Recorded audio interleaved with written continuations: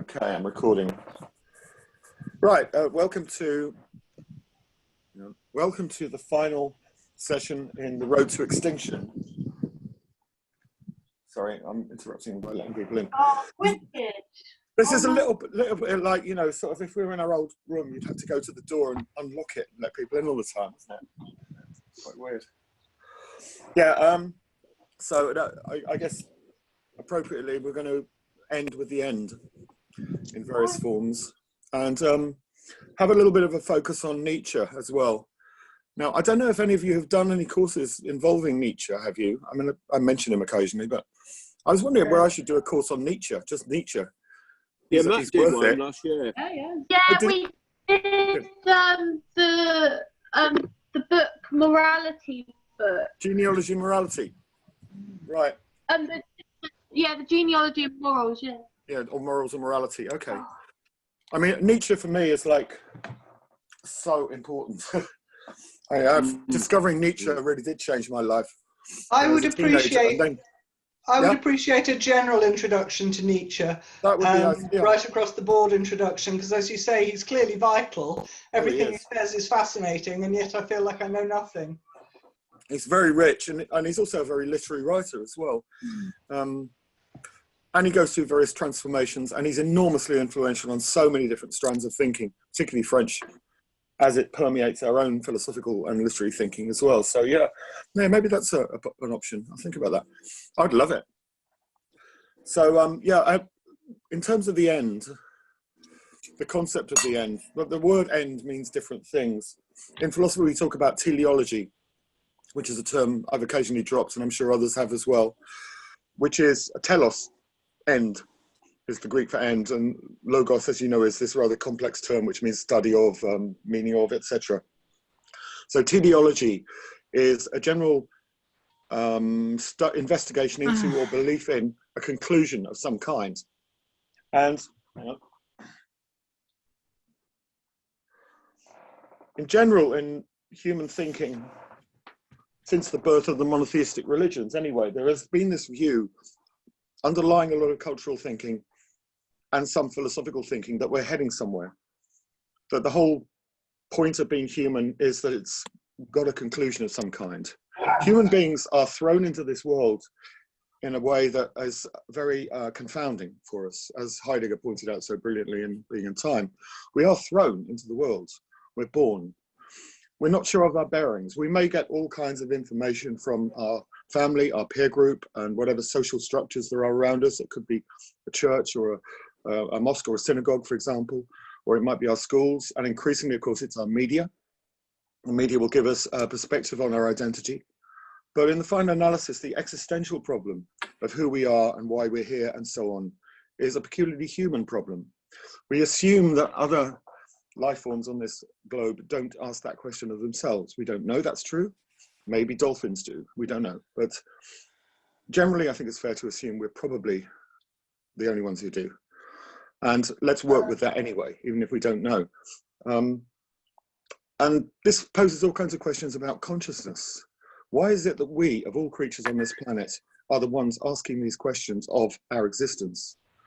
Why is it that we, of all the creatures on this planet, look out into the stars, look out into the universe, and see this vastness, this infinite space, and look back and forward and see what seems to us anyway, infinite time into the past and infinite time into the future, although it isn't as far as we know from physics.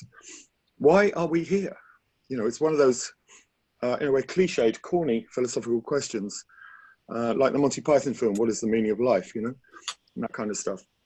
But obviously it is important. You know, there are analytic philosophers on the whole, the Anglophone tradition, the Anglo-American tradition, tend to ignore that problem, or have done. Not so much now, but they have historically as being irrelevant to philosophy. Philosophy isn't about those big questions. Philosophy for them is about statements, analyzing statements and meaning, and the way in which we generate truth from statements in relation to the world. It's important stuff, but they don't think on the whole that asking those big questions, like what is the meaning of my life, or life, why am I here, are worth asking. Whereas continental philosophy has always been quite taken with this. And this fundamental question, why am I here, really does go right back to Socrates at the very least, if not before, to the pre-Socratic philosophers like Heraclitus and Thales. And obviously there are parallel movements, as we've discussed, in Chinese and Indian philosophy and Japanese thinking and African as well, which is outside the bounds of this discussion. But in the Western tradition, that question increasingly gets buried in the modern period. Is anyone in? Yeah. So Heidegger, in a way, Heidegger's importance was he did revive it. And he did it with the background of figures like Nietzsche and Kierkegaard, the founders of existential thinking. I know Matt's been doing a course on existentialism and dealing with Kierkegaard. I don't know how many people have been attending that, but it's definitely worth reading these people. So maybe that's what I should do. I don't know. But to begin with, Nietzsche, one of the ways in which we can connect what Nietzsche has to say about so many things with the course we've been doing with the Road to Extinction is through the whole notion of where life is going, what life is. Nietzsche is very much a philosopher who engages with the question of life. He's very interested in life. He's not sure what life is. He investigates it. And he's also writing at a time when he's more or less parallel or slightly after Darwin. He did read Darwin. He absorbed Darwin. He had his criticisms of Darwin, but there's no doubt that Darwin had an influence on his thinking at a certain stage. And by virtue of that influence, Darwin had an indirect influence on any philosopher in the 20th century who was immersed in Nietzsche, inevitably. So those big questions about evolution, questions about the meaning of life, they concur with Nietzsche. They come together for the first time. What I also want to do, I want to relate this specifically to that chapter in Nihil Unbound by Ray Brassier. And I've forgotten what a good book it is. It's very dense, but it's really worth getting into. This particular chapter on the bit on solar catastrophe is probably more accessible than some of the earlier ones. But the questions he asks generally, and the questions he asks of philosophers like Nietzsche and Jean-François Lyotard are really apt and appropriate to what we're talking about today. One of the things he investigates, for example, is Nietzsche's concept of eternal recurrence. So I might kick off with that. Then I'm going to go back to some more general points about Nietzsche via some looking at capitalism and entropy, and then follow through Brassier's thinking, and then move towards the end, towards the bigger questions of cosmology and life on other planets and notions of the multiverse and so on in relation to the theme, what is life, okay? There are two places. There's Nietzsche is full of quotations. He's very quotable. But one of his many famous quotations is the one about meeting a demon. Philosophers are often quite partial to demons. Descartes had his demon, who tried to persuade him in his thought experiment that he created the whole universe for him alone, and he was the only person in it. And he spent some time in his discourse and meditations getting around that particular problem. Nietzsche had his demon as well, and he asked this question in Thus Spake Zarathustra, which is a very, very important book that led to a piece of music and so on and so forth. And that gets repeated in another book, which is often translated as the gay science or the gay wisdom. The term gay, not used in the contemporary sense, it's used in the sense of joyous, and it's sometimes translated as a joyous wisdom. But he asked this question of all of us. What if a demon were to creep after you one night in your loneliest loneliness and say, this life which you live must be lived by you, and once again, and innumerable times more, and every pain and joy and thought and sigh must come again to you, all in the same sequence. The eternal hourglass will again and again be turned, and you with it, dust of the dust. Would you throw yourself down and gnash your teeth and curse that demon? Or would you answer, never have I heard anything more divine? Right? So this is the question the demon is posing to you. You will, say the demon finds you when you're in a state of depression or anxiety. You're not in a good place anyway. And you'll ask this question, so what if this moment and every single moment you've ever lived will be repeated eternally, again and again and again, in precisely the same sequence?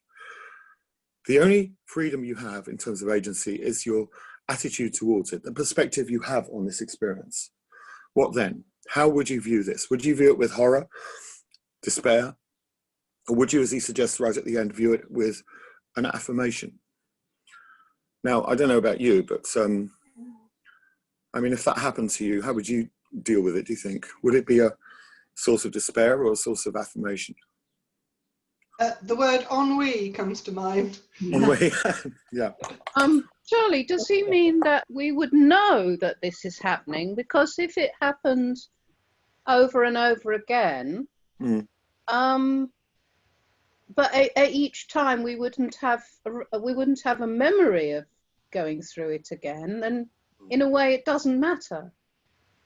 Well, this is where you start to, you can easily find flaws in this basic idea, and it's one that people who, you know, writers on time travel and time travel loops and anomalies have played with endlessly.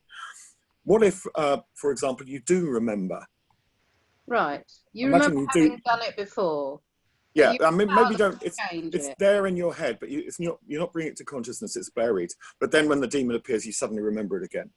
You know. So you have the rest of your life to live out in that knowledge anyway. As opposed to dying, you mean? You just get. Well, you die, but then you get born again, and the same thing happens again. So I suppose what he's asking really is, if you look at your life, are you satisfied with what you've had? Mm-hmm. Yeah, well, maybe. Yes, in my case. Also, so are you going to say? Yeah. Also, surely, if you're reliving your life, we never remember everything in our lives.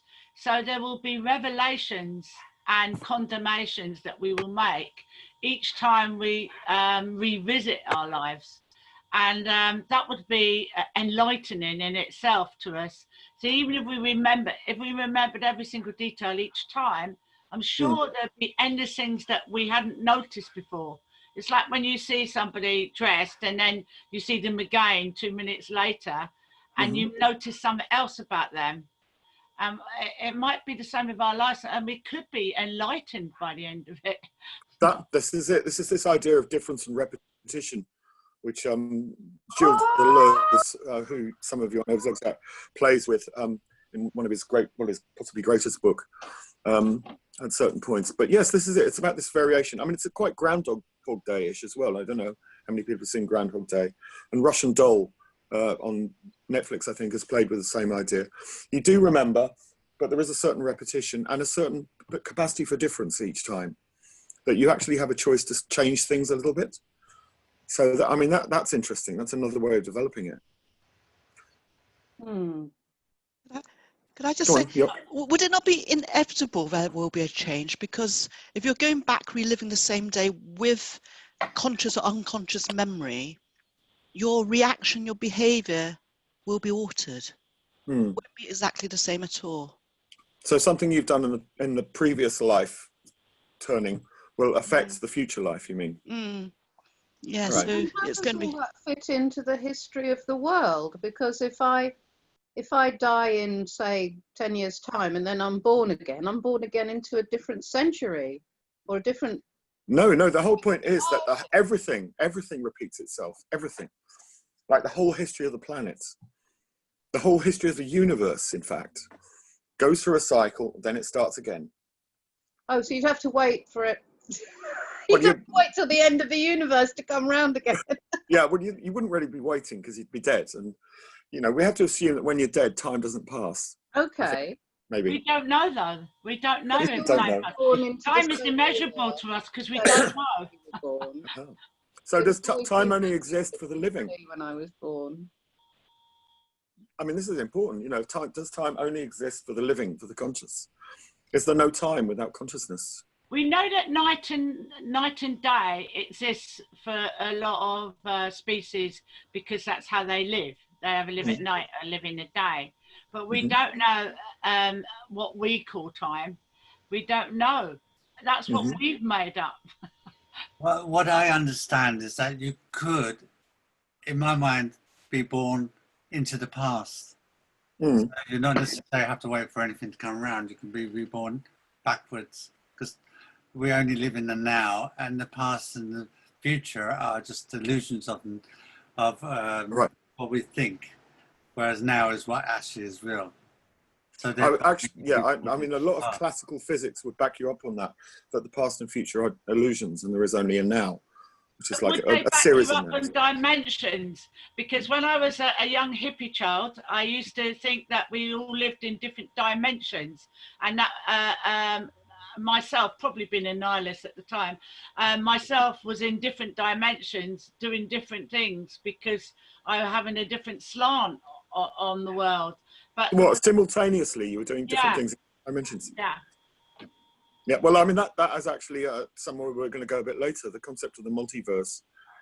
I mean, for example, if you extend the Nietzschean idea of eternal recurrence a little bit more to some of the contemporary views of multiversal thinking, not only would everything you do in this lifetime be repeated, but every single variation of everything you do would be repeated, and every single variation of every other person on this planet, and every single variation of every atom in the whole universe would generate a new universe in which something would be recycled again and again and again. Now, this is the kind of mind-boggling picture of the cosmos that a lot of contemporary theorists, physicists and cosmologists have. So Nietzsche wasn't actually that far out in some ways, arguably. But then, all right, that poses all kinds of other questions as well. If there is a universe in which, at the same time, like another dimension, as you put it, in which we're all sitting here doing what we're doing in Zoom, but there's one extra person who we've never met in one universe, or one less, right? Something like that. Or Dan just has never existed, you know, in the other universe, right? I mean, that's kind of quite weird, I suppose, isn't it? But then that would obviously have an effect on everyone else and everything else that happens after that. Did Nietzsche have an answer to this question? Yeah, sort of. I mean, you know, if we accept the premise as he sets it, you know, what was his view on it? Well, the what then? Yeah, I mean, this is the what then. He does have an answer, and I'm going to get to that, but I'm going to hold that in suspense a little bit. Well, he wasn't a terribly happy bunny, was he, Nietzsche? No, he had a pretty rough time, actually. You know, so he probably would have been appalled to have to go through it all again. Well, I think a lot of people. You could say that, or you could say, you know, what a courageous individual to be having such a terrible time and still carrying on as he did. He might have wanted, in the multi-universal sort of stages, he might have wanted to change his life. And that's why he might have thought a bit like that. Because, oh my God, what would happen if, you know, I didn't have this and didn't have that? And then you start thinking in those kind of dimensional words. Yeah. Or dreams. Dreams do it all the time. Dreams, yeah. Question of agency and whether we can change. I'm not sure if I posted in this thread or another one about matter, about the block theory of time, which goes to the multiverse, doesn't that? That it all, if every variation already exists in the past and present and the future all in the same block, then actually what you're saying, the variation doesn't, whether one of us is here or not here, in another dimension it's already there. So actually the only thing relevant to us is the now, because there's so many other variations. So that means we just have to live in the moment, because living in the moment. Yeah, well, that's, in a sense, that's where Nietzsche is going, but he's got, you know, more to say than that in a way. But yeah, the idea of blocks of time, it spatializes time. Time is actually space in a sense. I mean, contemporary physics has this idea, from Einstein onwards, has the idea of space and time to one and the same thing in a way. It's like a kind of net, and gravity is mass pressing into that net. Effectively, that's what it is. So our experience of time anywhere in that will be dependent on factors like mass and the speed of acceleration within that net, or the way the wave is moving within that net, and all other factors like that. But in fact, the future and the past are illusions in that understanding of it. But do you think so? I mean, you know, but the past, what do we know about the past? We know about the past because of our memories and our shared memories and the things, the recordings of various kinds, from writing and film and increasingly stuff we do digitally is there. We can access it, we can compare, and we can find common ground. So we assume that the past has happened from that.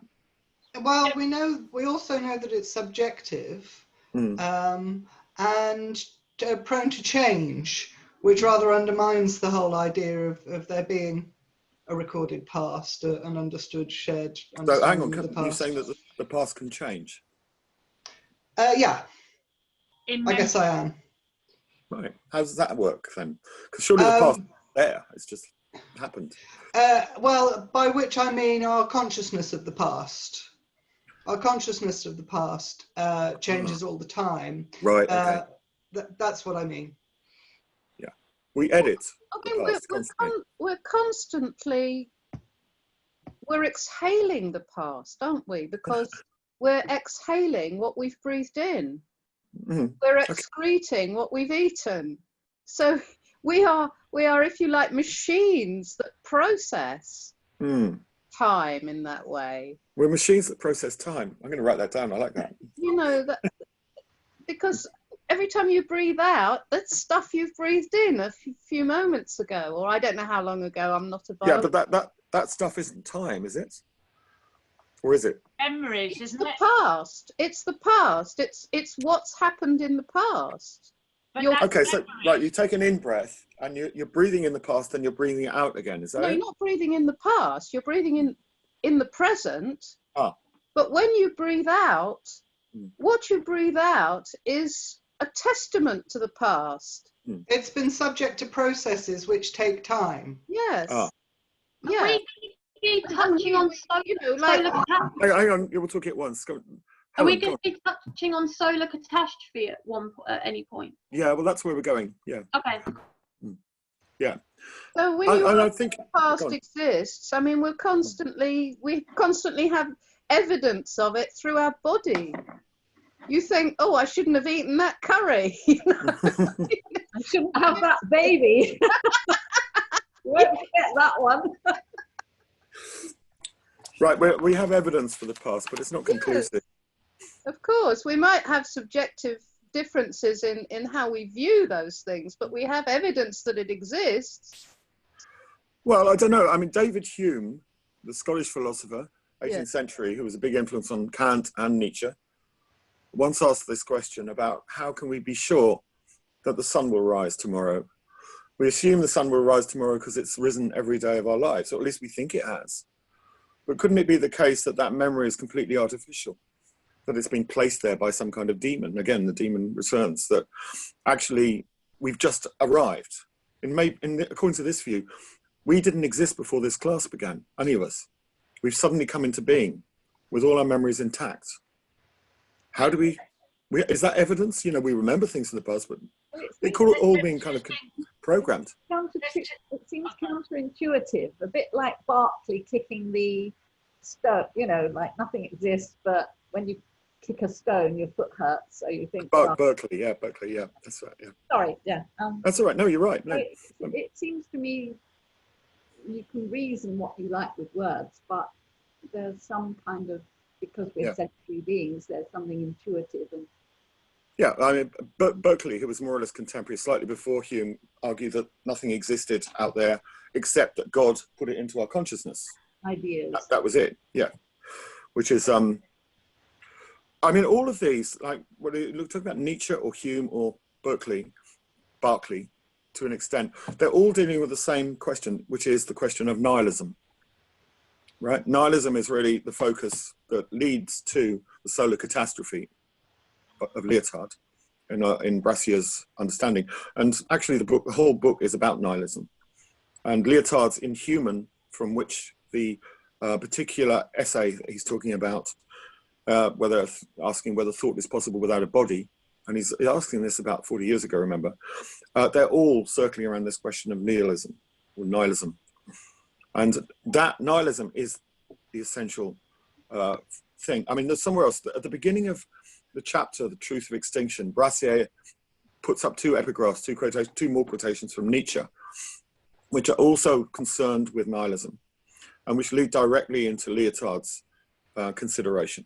He says, once upon a time, in some out-of-the-way corner of the universe, of that universe, which is dispersed into numberless twinkling solar systems, there was a star upon which clever beasts invented knowing. That was the most arrogant and mendacious minute of world history.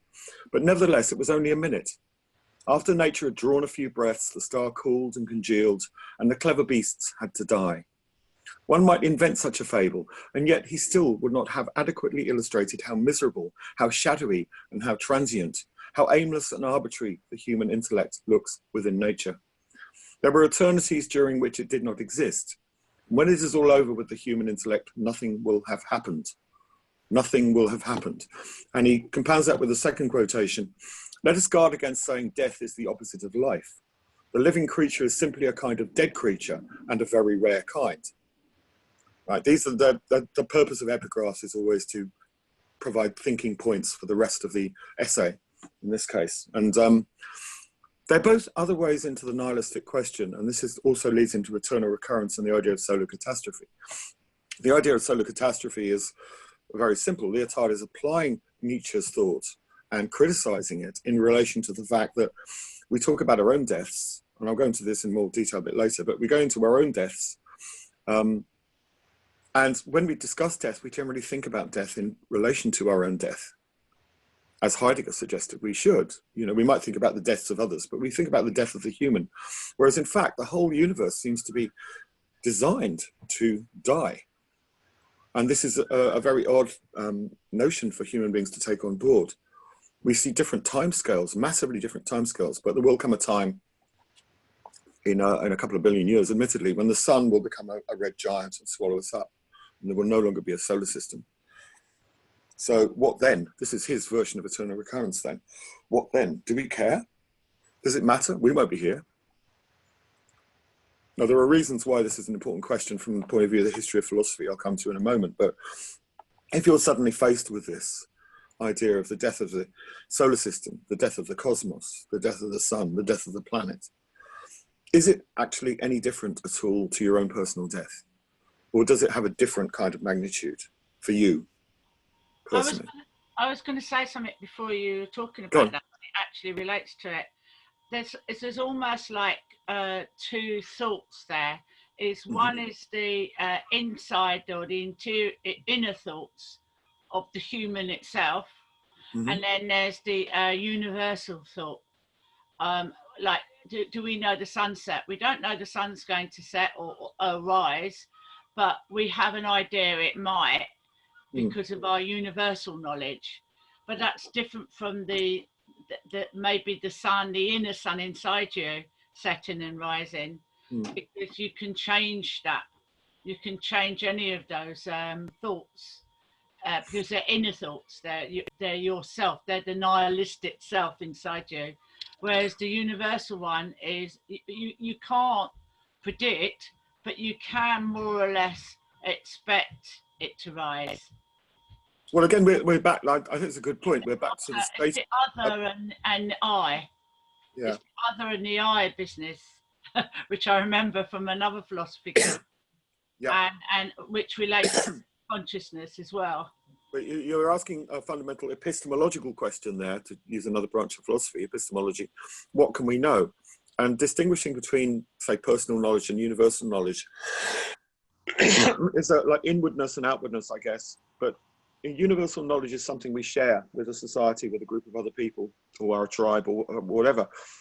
And the thing about universal knowledge for the human, as Nietzsche again pointed out, is it's very, very malleable.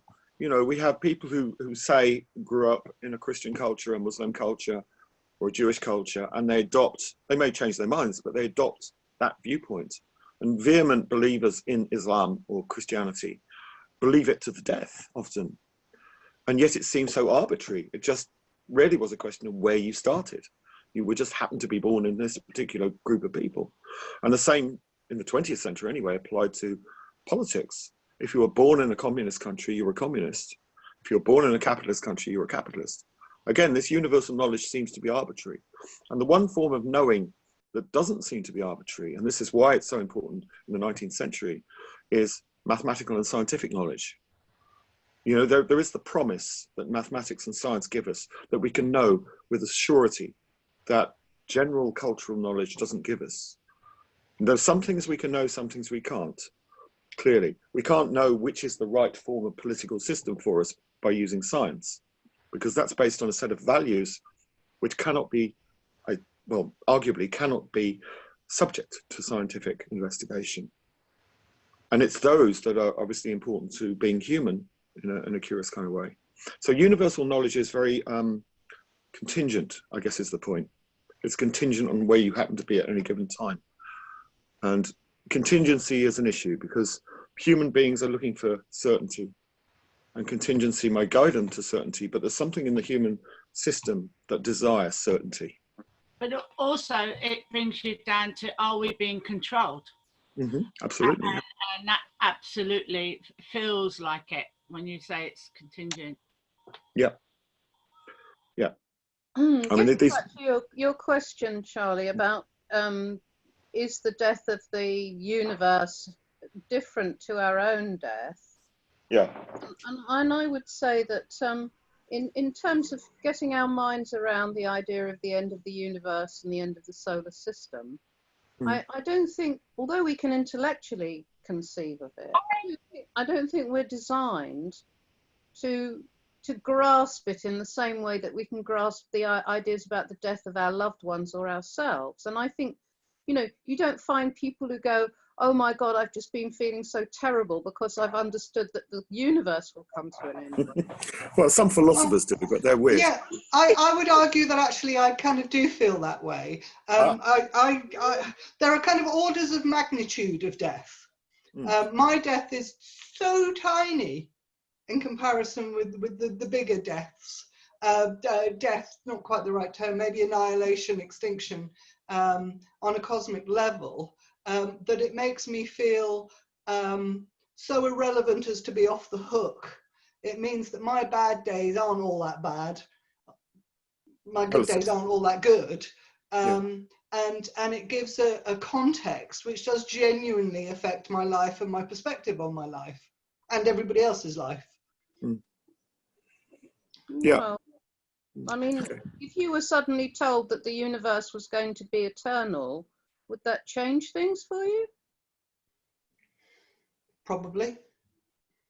It's a whole new concept, so I can't answer that immediately, but presumably that would be... What if the universe were eternal and you were going to be eternal too, within it? How would that shift things? Would I have any choice in the matter? Would I be in a position to check out? No. Oh, I think that would be my worst nightmare. Yeah. I think the sun is eternal, and the universe is like the memory. Well, look, no, the sun. The whole point about it is the sun isn't, because the sun has a life, just as human beings have life. The sun will last for another. It's about, I think, halfway through its cycle. So we've got 4 billion years before the sun destroys itself. The sun rebirths all the time. It won't rebirth in itself. It will give birth indirectly to others. The reason we have a sun is because what are called what do they call them?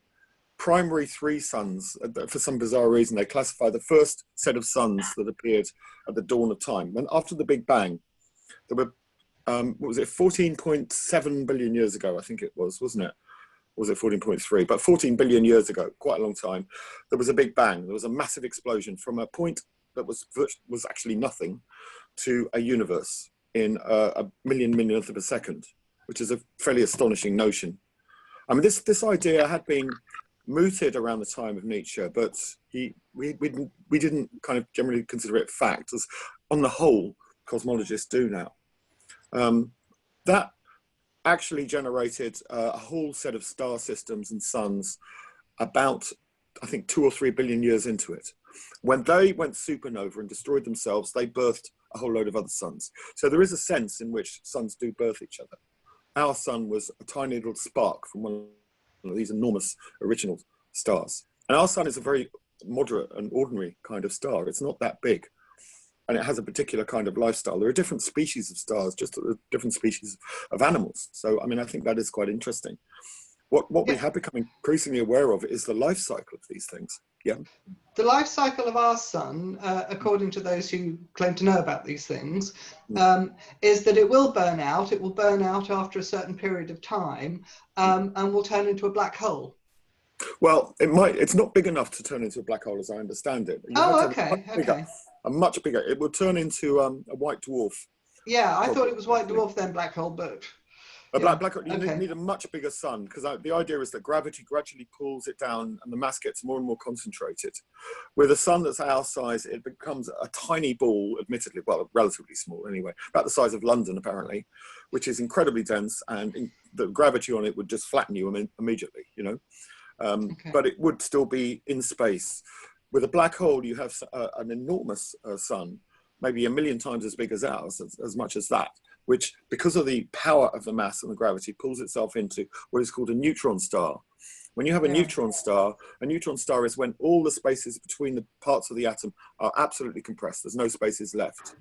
These neutron stars spin 1 million times a second or more and send out these pulses, and they become what are called pulsars. And they seem to be associated with the very early stages of the universe, because we can detect them. We didn't know what they were for a long time, but that's a neutron star. If they're even bigger than that, the neutron star compresses further and becomes a black hole. It just vanishes. We don't really understand them. But there's a black hole at the center of every galaxy. I mean, in my logos, I feel... Yeah? What?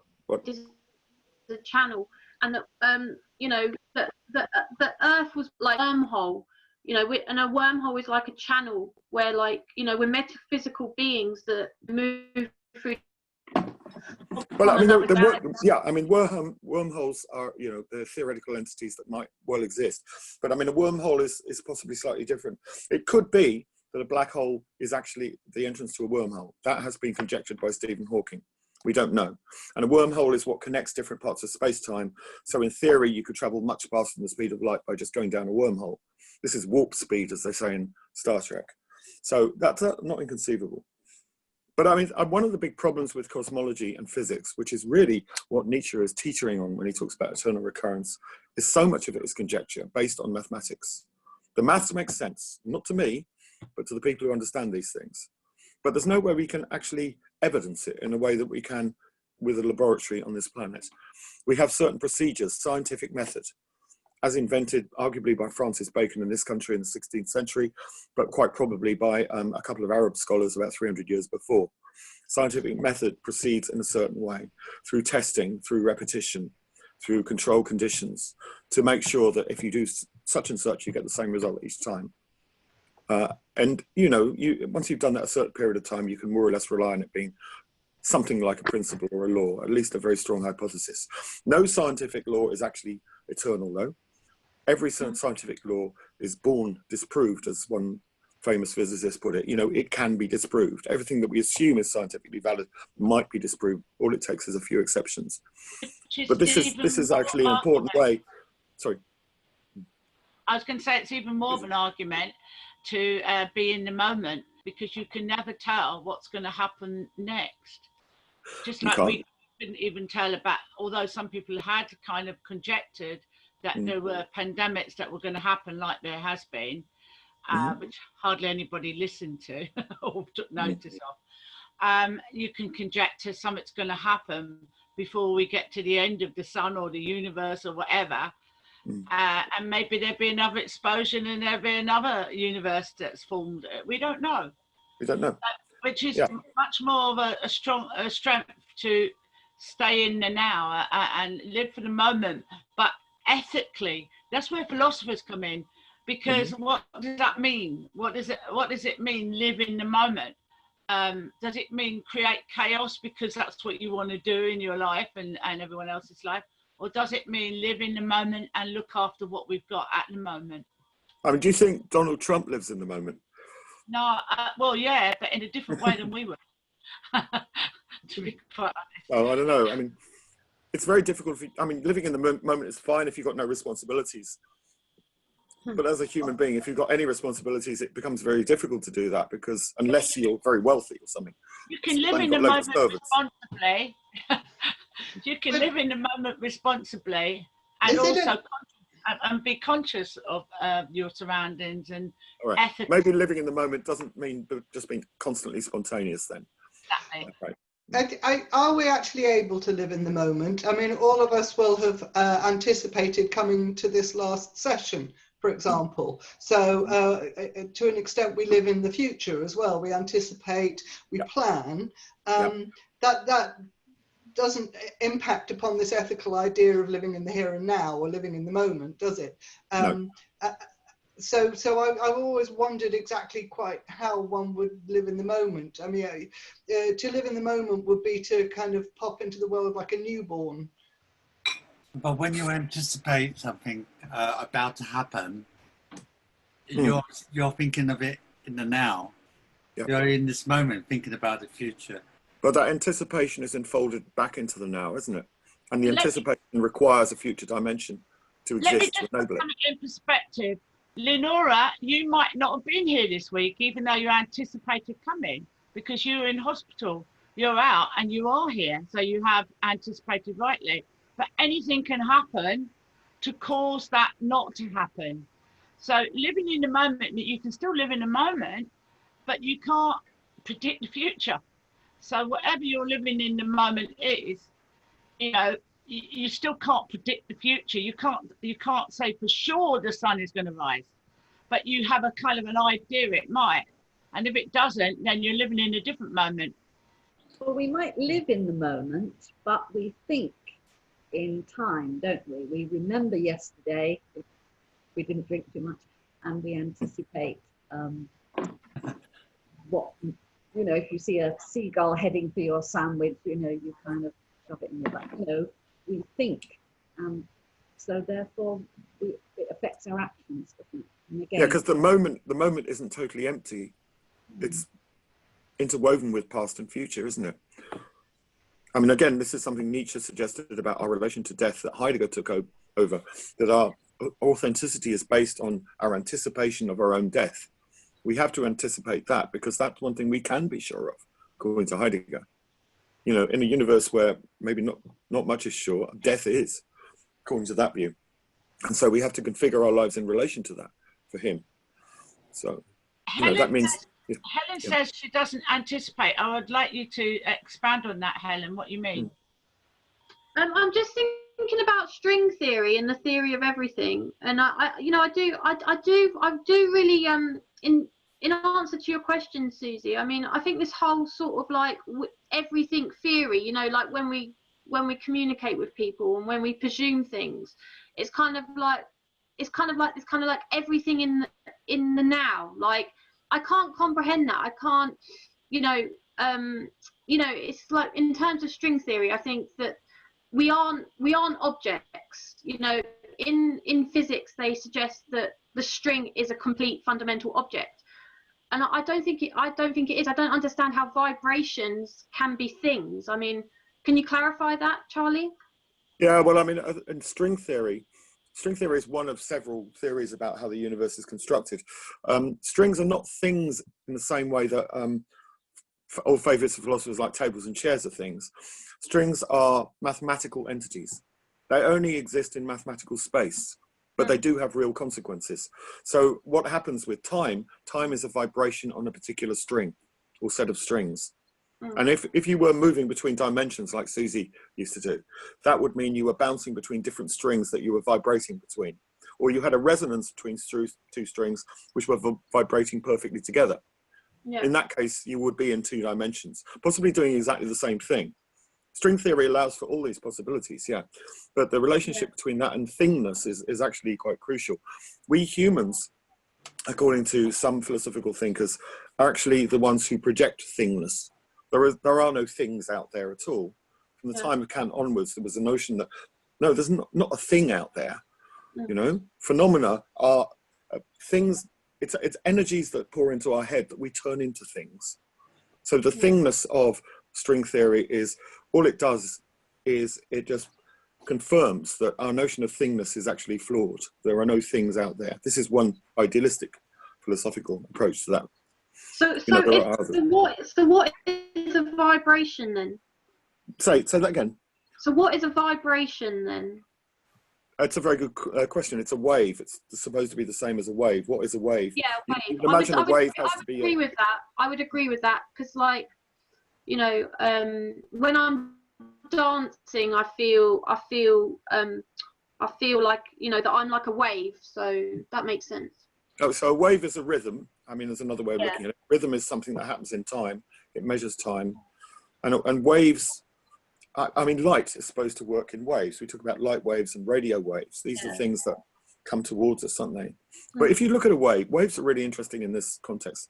If two people hold a piece of string, for example, and one goes like that, and you send a wave along the string, maybe you did that when you were kids, you know, when you're skipping and things like that. The string doesn't move, does it? The wave moves. You know, that's something that fascinates me. Is yeah. So there's a definite connection between us and something else then that's moving us.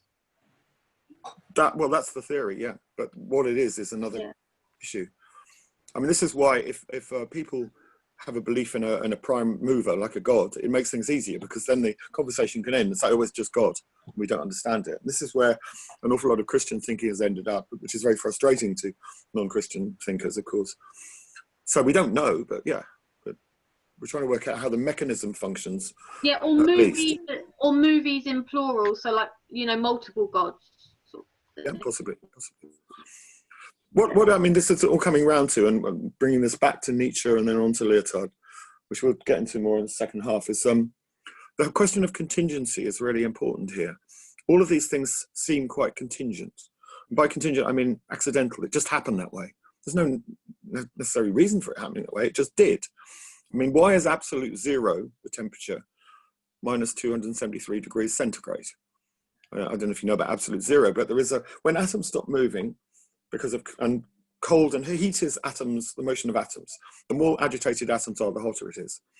So you can get hotter and hotter almost infinitely, or infinitely, so far as we're aware. But there is a bottom line. You can only be so cold, then the atoms stop. And then, according to some theorists, the atoms disappear. In fact, everything disappears. Absolute zero is nothingness. But why?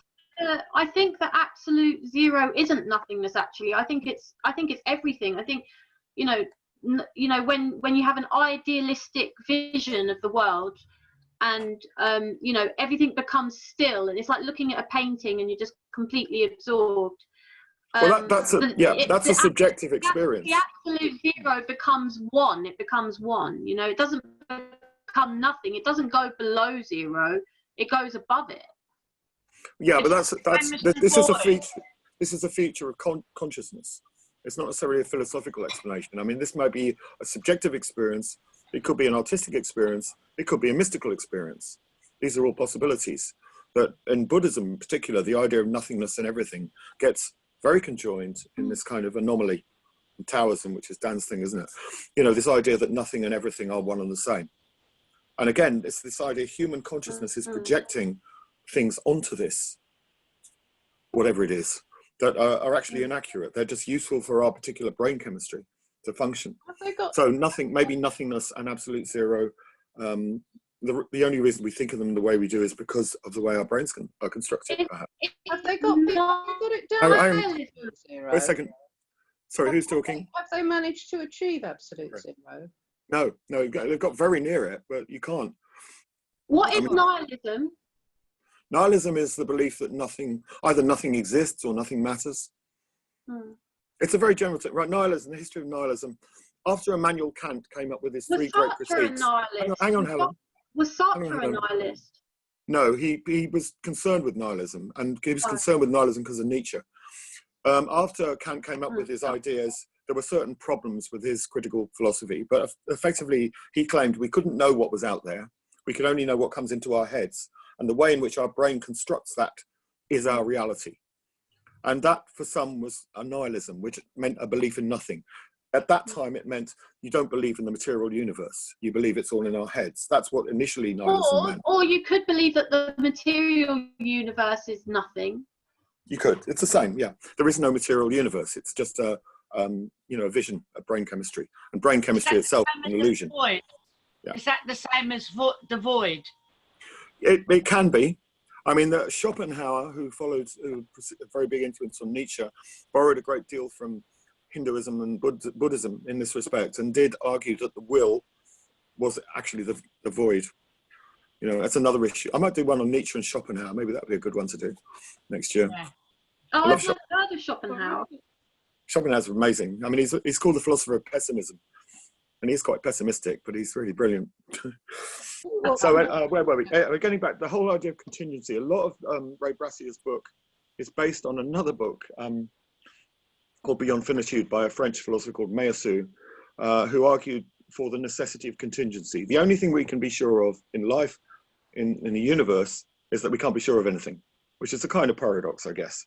But that was deemed by some to be a nihilistic statement, that you can't actually know anything for sure ever, except that you can't know everything for sure ever. Even tautologies?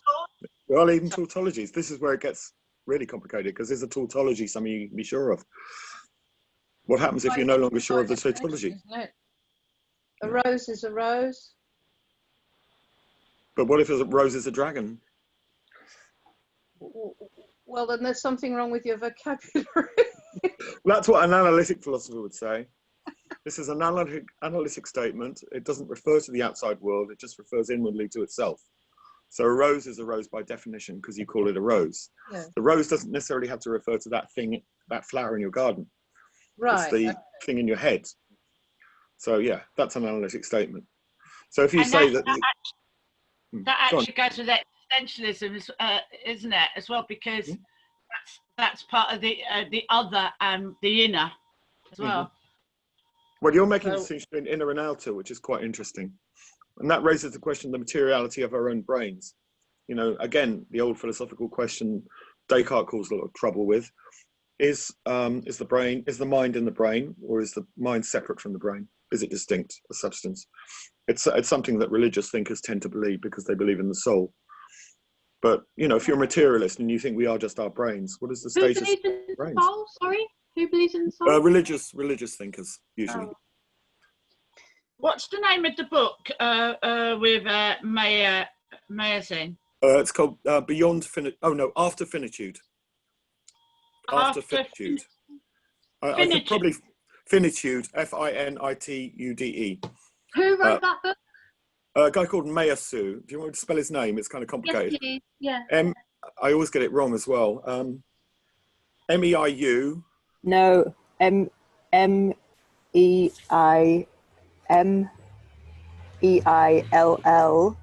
Yeah, I think that's it. A-S-S-O-U-X. That sounds good. That sounds good. Thank you. Can you spell it again, please? You've got it on your bookcase. I know that. I was going to ask as well. Spell it again, please. So that is a really important book, and we should probably do a whole module on that as well.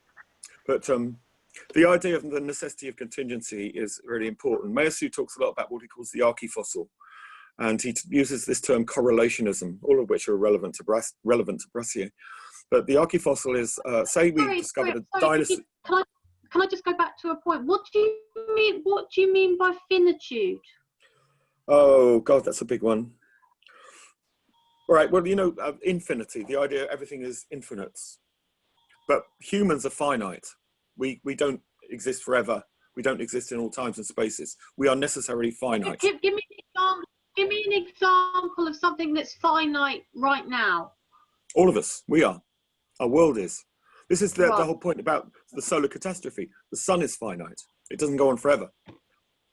So finitude is the fact that things do not go on forever. Yeah, but you don't know that for sure, though, do you? No. Well, this is the whole point. Yeah. But nothing is finite because you don't know it for sure. Well, that means well, it's a very good question. We don't know it for sure. It's not but if we assume. With philosophy, you have to assume things. You can't necessarily know everything for sure, but you assume. Like, okay, we all assume we die. And this is the basis of Heidegger's whole early philosophy is that we die and we have to have an authentic relationship to our own death. And most of us, I would imagine here, assume we die. Some people may believe in afterlives, I don't know. But if we assume we die, we can't be sure of that. Maybe we don't. You know, so finitude is an assumption, definitely assumption, but it's an assumption on which we base what it is to be human, and it's on which we base everything. I think this type of thinking is quite destructive. You know, this idea of things having ends. You know, I think it takes effect in the way that we speak and the way that we think and the way that we use language. I mean, a lot of language is all about ends. You know, you know what that is doing. What that is doing is that while we're reading it, we're actually just absorbing quite a lot of destructivity. Well, yeah, I mean, it may well be destructive, but then it could be that philosophy is. You know, Heidegger himself talked about destruction. Yeah. If you don't have ends, then you don't have beginnings. You don't have anything new. And it is required that we compost ourselves. Compost. That things change and are reused, whether it be reborn, reimagined, or just kind of worked into your farmland. The phenomenon of coming into being and no longer being is vibrancy, is I'm just postulating other people's ideas here. Yeah, but this is a kind of. But there's nothing intrinsically negative about things having ends. But that means that the idea of not of things having an end, that means they don't believe in infinity. Well, you can believe in infinity without necessarily viewing us as infinite. We wouldn't have a concept of finity without a concept of infinity. You have to have one to understand the other. And on that note, talking about ends, we'll have an intermission, which isn't an end, but a break. Infinite. A caesura. Okay? I'll take 5 minutes and get a coffee.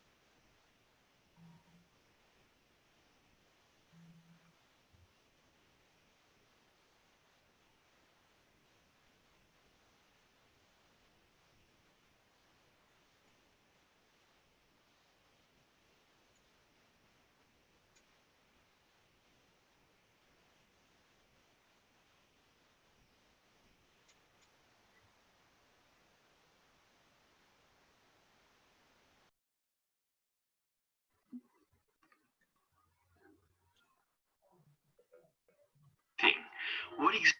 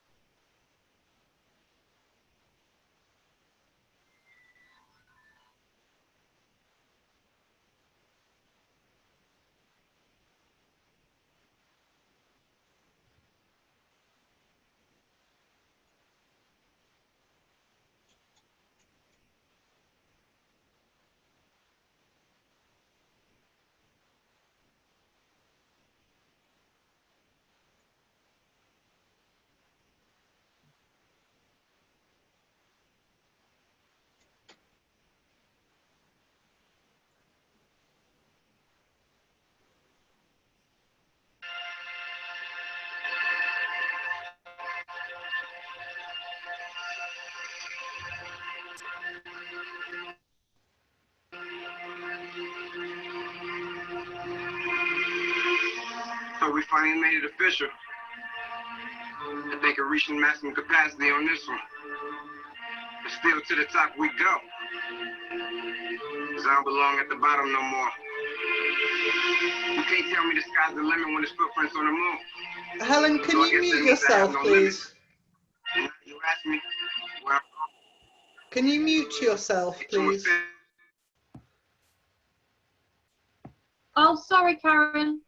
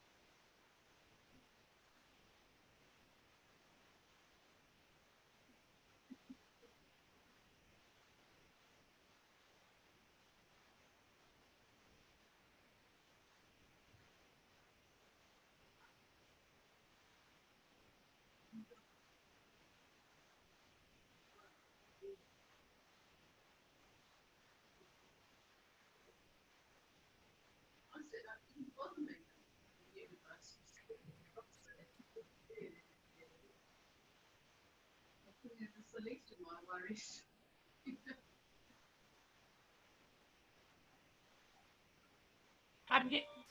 Have you got the book from Mela Sue? Lucy. That's why my headphones on. Have you? Sorry, you're muted. Have you got that book? Who, me? No, HP.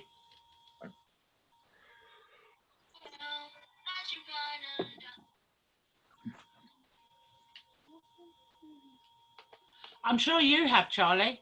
I have, yeah. Somewhere. I mean, I could try and find a PDF of it if you want. Oh, yeah, I would really be interested, actually.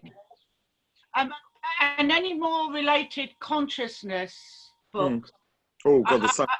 Because I did an essay for, I can't remember who it was now, and I found it really interesting doing about consciousness, but I kept on, I couldn't stop. It was almost like an infinite essay, and I didn't know where to stop, where to stop. Infinite. And Cool. I got myself into a big sort of debate, which I'm still debating. Good. I couldn't actually finish the essay in the end because I had to rewrite it because of my thoughts. And I couldn't finish it because I'm still thinking about it. Well, consciousness, yeah. Well, it's a very big problem, consciousness, philosophically. You know, I mean, we talk about the hard problem of consciousness, which is basically we don't know what it is. We don't really know what it is. Yeah. Which I did come to the conclusion of with the essay, so I couldn't really write it properly. Well, we're going to end with consciousness anyway, so it's all relevant. But yeah. But any relevant books on that as well would be very interesting. Okay, yeah, I think I've got something called Consciousness, which is about that, probably. But the Mayassu is important. I'll talk about it when people get back, though, because yeah. Correlation. Can I ask you, Charlie? Is there going to be an assignment for this module? Well, as always, it's if people want to write an essay, then to talk to me individually. You know, so if you want to write about something, then we can discuss it and come up with a subject title and whatever. So yes, I mean, yeah, like all the modules on this on the FEB, you can do an assignment. Nobody has to. Right. But if you want to focus your energies and thoughts, it's a really good way of doing it, as you know. So yeah, I mean. I think with this subject, it's for me, the difficulty is making it a philosophy essay, because I can think of plenty of sociology essays or psychology essays about this. This is it. What is it that makes it philosophy rather than psychology or sociology, you know, or anything else? I mean, if you ask a question like, what is consciousness? You know, that could be psychology, it could be biology, but it is also philosophy. So why is it philosophy? That's a philosophic answer to an academic question. Well, it's certainly academic. Charlie. Yeah. Go on. Will you accept a creative piece? Sorry, you got yeah, I lost you. Creative, did you say? Creative? Yeah, will you accept a creative piece? As long as it's about philosophical things, yeah. That's fine. Yeah. Would you accept a piece that probably won't be up to academic standard, but is still? Well, I mean, just write something and I'll have a look at it. You know, this is how it works, isn't it? I mean, I don't know what you're going to do yet, do I? I can only judge after the event. That was it. It was John Thornton. I did that consciousness essay for. Oh, was it? And he's very particular. And he's very particular. Yeah. He's got very particular views on it. Yeah, and I had to rewrite it in the end, and I wrote half of it, rewrote half of it, and not the other half, because I couldn't work because of this idea of consciousness. I couldn't put it down on paper in the end. Well, with John, it would be very much about phenomenology and neuroscience. So those are the things that feed it. I mean, phenomenology. Husserl, who was Heidegger's teacher, he's all about consciousness, basically. Phenomenology is the aspect of philosophy, one of them, philosophy that is centrally concerned with consciousness. There's another one called phenomenalism also, and there's philosophy of mind, so it's not the only one. So it depends which branch of philosophy you're talking about, They all have their own rules. I remember him starting off with a story, and then he told us that it was his unconscious story about being unconscious and conscious. Okay. And not conscious, because in the end you're not conscious if you're unconscious. I don't know, it's quite complicated, but it was very fascinating because it really did make you think about, when we're talking about being in the moment and stuff, it really did think, it's... Well, no, I mean, the study and the kind of things I know he's into, the study of the consciousness of consciousness is really central, because what we're trying to do with artificial intelligence, some people are, with general artificial intelligence, is establish whether or not it's possible to generate consciousness within an artificial intelligence. So trying to work out what consciousness is possibly the first step, but maybe that's not the way to do it. Maybe it's a question of the machines themselves just discovering it somehow. We just don't know. It's like trying to create life. These things, life and consciousness, are the two central things really for this course. But they're also the two hardest things to actually replicate. Human beings, with all their scientific and technological know-how, cannot yet create life. Synthetic biology is playing around on the edges of it, admittedly, and we're not far off.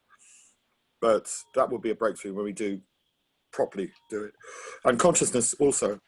We can replicate consciousness. We can make machines that certainly seem conscious, but at the point when they become conscious is a different issue, isn't it? And what will that mean? Are we assuming that the machine would benefit from consciousness? Can they not just get on with being machines?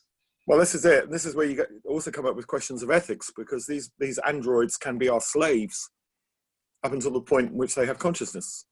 You know, in theory, there's no problem at all with having a machine that you just let, you know, forced to work 24 hours a day and use and abuse in any way you choose. But consciousness doesn't liberate you if you're a human slave, does it? No, it's the opposite. Yeah. I think it's. Can I ask a question? Can I ask a question? I mean, we spend a lot of time on Zoom discussing topics, but are we actually absorbing what anyone else is thinking? I mean, are other people's experiencing having any effect on our experience at all? I mean, are they merging at all?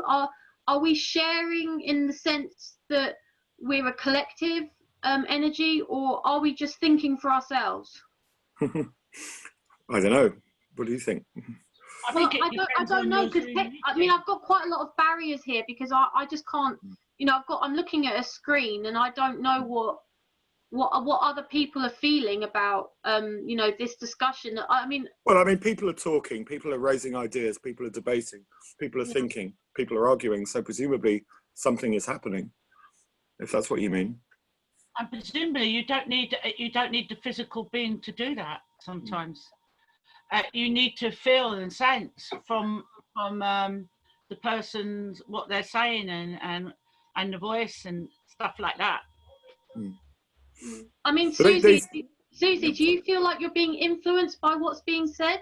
I'm always influenced by everything that's being said, because everything that's being said, I have to keep on thinking about what's being said. Sometimes to verify it, sometimes because it's something I've not really thought about before. But I have to influence. You know, I am influenced. Yeah. Does it change your experience? I would argue that we're always influenced by everything, whether we're conscious of it or not, and that everything always changes everything. I don't know if that's a satisfactory answer for you, Helen. I would turn back and say to you, why do you ask? What does it mean to you? Why does it matter to you? I just feel my life is quite meaningless, and I just feel like, is there any point me actually being here at all?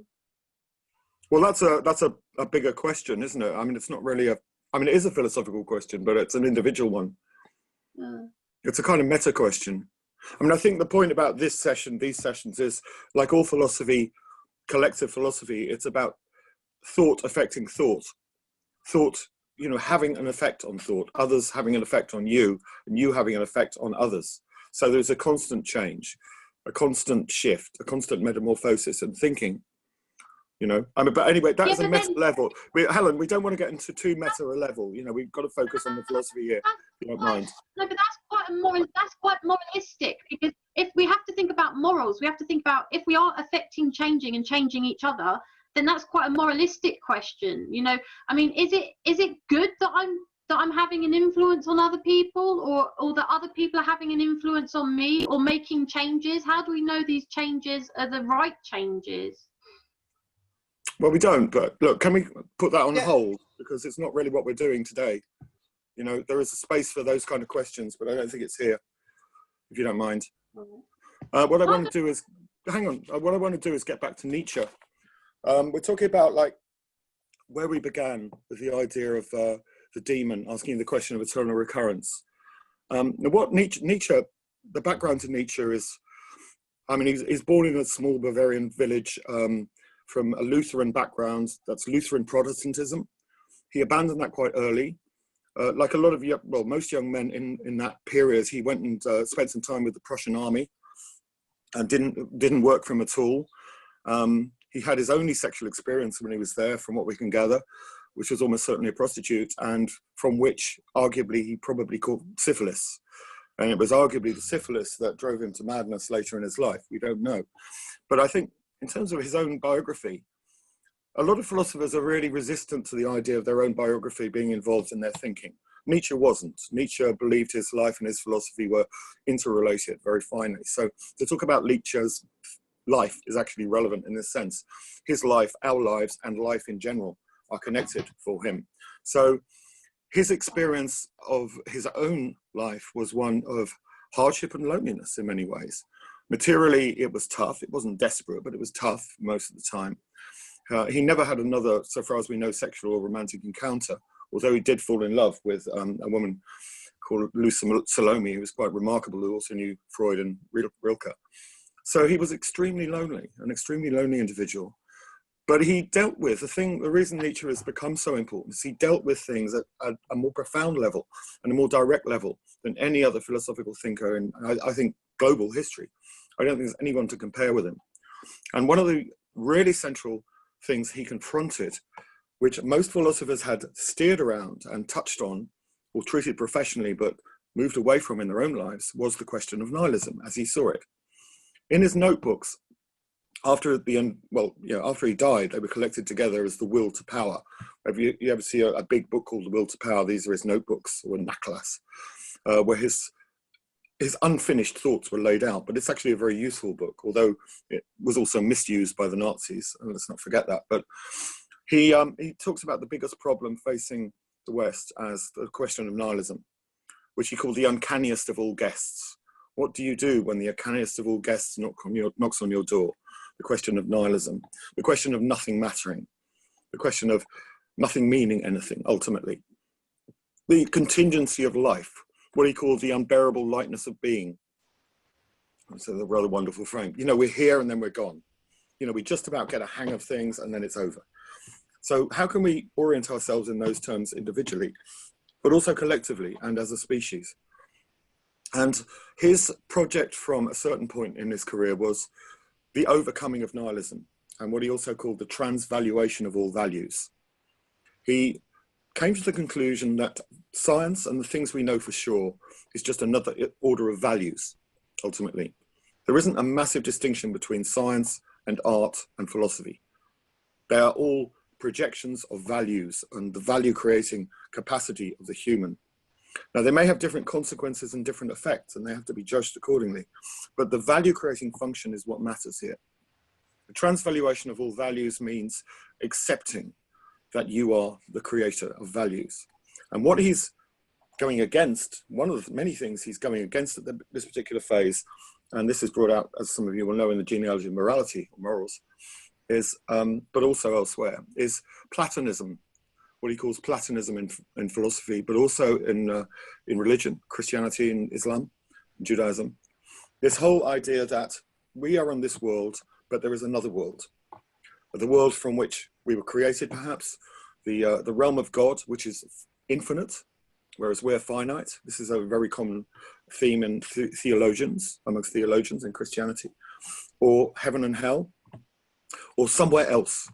It goes back to Plato's doctrine of the cave. You may know the allegory of the cave. Have you come across this in philosophy? I've mentioned it on my courses. Yeah, where Plato suggests, Socrates tells Plato, you imagine being human. This is what being human is like. You're chained together with a bunch of other people in the dark. There is a fire behind you, and you can see people moving across the flames projected onto the wall ahead of you. Our experience of life and the universe and everything is that. What we see, those shadows we see flickering on the cave wall, is our reality. And we're taking it for absolute reality, whereas of course it isn't. There is something other than that. There's something behind that. There is the real world of forms for Plato, the reality beyond our imitation of reality, in other words.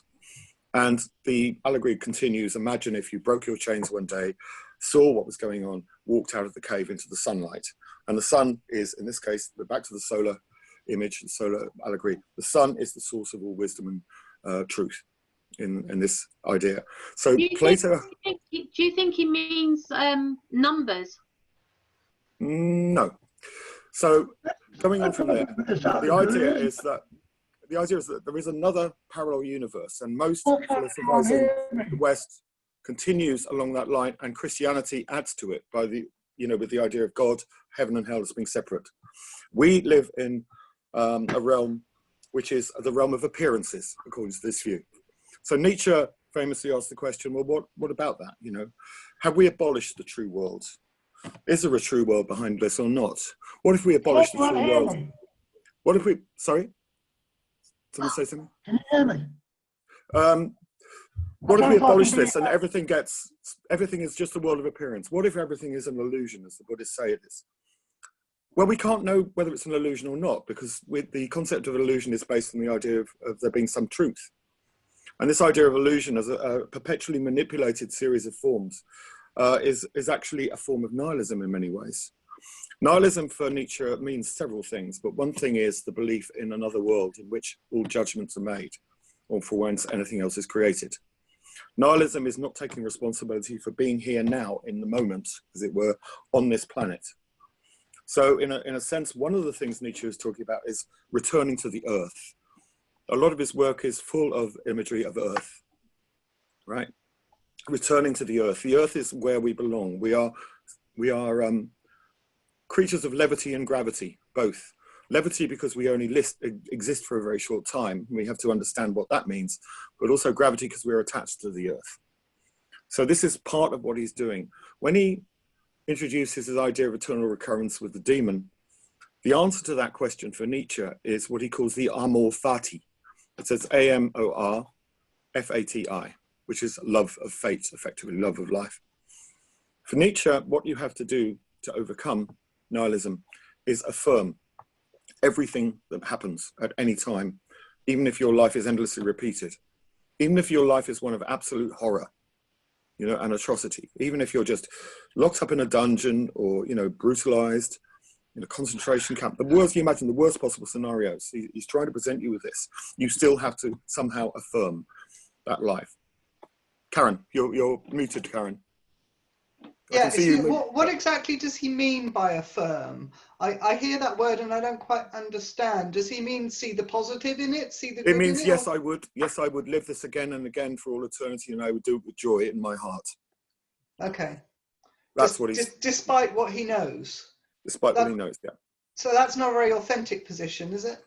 Well, no, for him it is. The most authentic position is to affirm even the darkest and most terrible things, to affirm everything, in the knowledge that everything is going to be repeated and it may be horrible. Because that provides, because for him, the weakness lies in the appeal to another world, the appeal to ends, the appeal to some kind of cosmic justice, are all aspects of human weakness. There is no cosmic justice in his universe. What about appeals to human justice? That's complex, isn't it? Yeah, I mean, yeah, in a sense. Well, I mean, other people take up the baton from Nietzsche, like Sartre, for example, by Heidegger, would argue this. He tries to take some of the ideas of Nietzsche, filter through Heidegger and Husserl, to confront ideas of responsibility. If there are no values, if God is dead, as Nietzsche once put it, how do we make decisions? Right, now this is important. For the Brassiere essay, this is important, this idea of God is dead. One of the things Nietzsche does write about is in Zarathustra is he claims we have killed God, right? God is dead and we killed him. And what he means, I mean, there are various ways of reading this, but effectively he's saying that the belief in God is no longer valid. And this is a period in which atheism has become more general. It's not universal in Europe, but there are far more people who are willing to accept atheism. For quite a few centuries, nobody would dare openly to be an atheist, even though a few certainly existed. But Nietzsche affirms atheism as a choice. He's not arguing that you can prove God doesn't exist. He's gesturing towards the idea that you affirm it as an act of faith. And not only that, you affirm it as an act of faith that we killed God in our destructiveness, but also in our desire to rid ourselves of the illusion of this other realm. And in doing that, we're faced with a dilemma. We're faced with nihilism. We're faced with emptiness. Prior to that, God, our values could have come from God in the Judeo-Christian tradition. Many of them possibly good values as far as you're concerned, but they are from a non-existent source. So what do? Do you repeat the values of this non-existent source, or do you create new values? And he held that we try and create new values. That's what all his experiments about. But this idea of God as dead, which permeates certain strands of philosophy, particularly existentialism, for quite a while, is really where you end up with Brassier and Lyotard before him. Because how much does it matter? For Nietzsche's generation, the idea of God is dead was a thing of absolute horror. Sartre is coming to the end of that period where it's still considered a thing of horror, particularly in a very Catholic country like France. If God is dead, we have no moral compass apart from what we create. That means, in theory, all values are relative.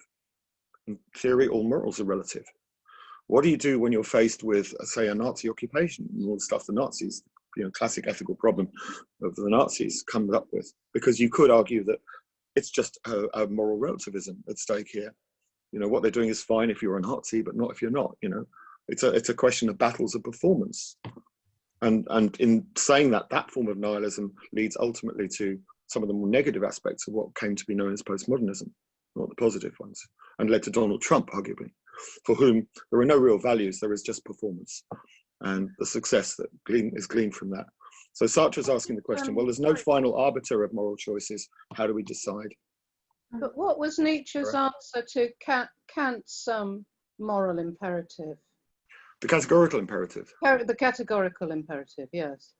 He had problems with Kant. He traces it through his criticism of Kant, through his first critique, the idea of the other world, in a sense.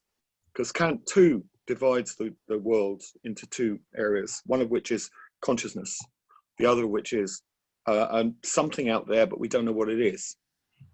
Right? So he claims that fundamental problem means that any kind of gesture that follows from that epistemological statement is likely to be flawed. The categorical imperative is completely random and contingent from his point of view. Nothing wrong with it in itself, but if you decide to opt for it, but there's no weight to it, it doesn't have any kind of fundamental gravity for Nietzsche. It's just a particular choice. Well, it tends to be the kind of pragmatic way of deciding things, which doesn't have an appeal to a theology. Yeah. We say, would you like this to happen to you? Well, yeah, there's Kant's someone else, then, Most modern moral thinking and ethical thinking is either Kantian, because it's based on duty and categorical imperatives and so on, and or it's utilitarian. And utilitarianism tends to dominate in our culture. The idea that you make calculations on the greatest good of the greatest number or the least suffering for the others. So the Kantian moral system still exists. Undoubtedly, you see it in the medical profession where people will do their duty because it is their duty to save lives. It's not based on, saving a certain amount and killing another bunch, although the two are often in conflict. But, Nietzsche's genealogy of morality would take that apart completely and claim values are something that we create at every moment and in every situation and in every permutation. We can't rely on former values. The act of living is the act of value creation all the time, which is quite a big deal. It's the whole idea of the death of God. Sartre spent some time with this indirectly and writes a lot about nothingness and so on. But one of Sartre's questions is, how do we make decisions of a moral nature? And the classic example he uses is say there's a boy who's got to look after his mother who's dying, or he's got to go and fight against the Nazis and the resistance. How does he choose? If he leaves his mum, she'll probably die alone. If he doesn't fight, then he's allowing the Nazis to take over. So, in a world in which God exists, you might be able to pray, you might be able to appeal to a prime moral system. But if God is dead, you can't. So Sartre's answer to that is you have to choose. That is the essence of the Sartrean ethics, based on a Nietzschean system of values. Dan, did you say something? There's not much encouragement for the poor lad, is it? Doesn't give him encouragement to what? Sorry, you're not encouragement for it, is it? The guy's gone to him with a heartfelt problem, and he says, "Oh, make your own mind up. I can't help you." Yeah. Well, there is that danger. Yeah. There are a lot of problems with the Nietzschean viewpoint, definitely. But it is based on certain assumptions about our relationship with the material universe, that we are here now. There is only the body. There is no eternal life. There is no transcendence. So you can hear me at last. I spent the whole hour and a half trying to turn the microphone up. Yeah, it's quite rumbly. It's not very clear. I'm not very good with this, Sue. Anyway, continue, please. Anyway, these are big dark themes that Nietzsche throws our way, and what, in a sense, what Brassier is doing via Lyotard. Lyotard's point is that really the death of God, one of his points is the death of God was a really big deal for quite a long time, because if you grew up in a Christian culture or a religious culture, then something like that is quite world-shattering. But in the time after, say, the 1950s, 60s, it becomes less of an issue for a lot of people. You know, a lot of people might just shrug and say, so what? You know, it's like the difference between believers and atheists. You know, if you're an atheist, it means you're making a positive choice in a sense. But if you don't care, you're an apatheist. I mean, there's a word a friend of mine who's actually a vicar coined to describe this, an apatheist who just doesn't give a damn, you know, it doesn't matter. And Lyotard, working on that assumption that we maybe live in an apatheistic age, is questioning, well, what does matter? You know, really, if the Heideggerian tradition suggests that what matters is the authentic relationship we have with the anticipation of our death, well, Heidegger's riddled with problems anyway because of his connections with the Nazis, but nonetheless, it's quite a powerful argument. But then Lyotard tries to extend that to talk about, you know, the death of the universe, and from there to ideas of heat death and so on.